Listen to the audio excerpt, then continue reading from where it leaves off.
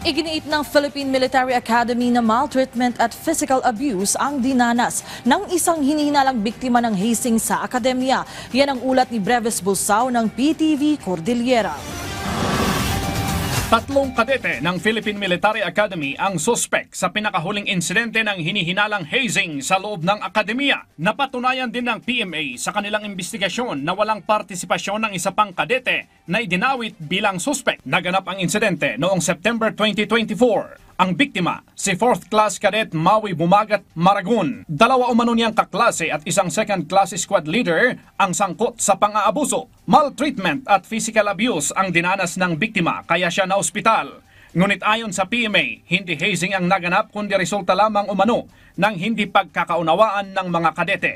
Iginiit ng PMA na isolated case lamang ito at hindi maituturing na hazing gaya ng kontrobersyal na dormitoryo case noong 2018. The alleged incident of maltreatment was fully investigated by the leadership of the Philippine Military Academy, and it turns out po na ito po ay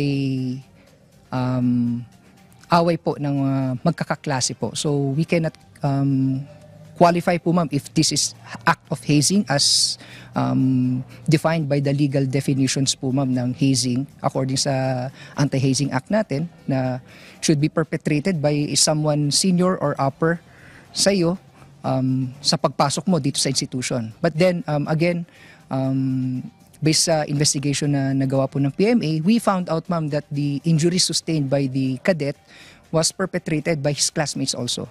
Kinumpirma ng PMA na napatawan ng kaukulang parusa ang mga sangkot na kadete.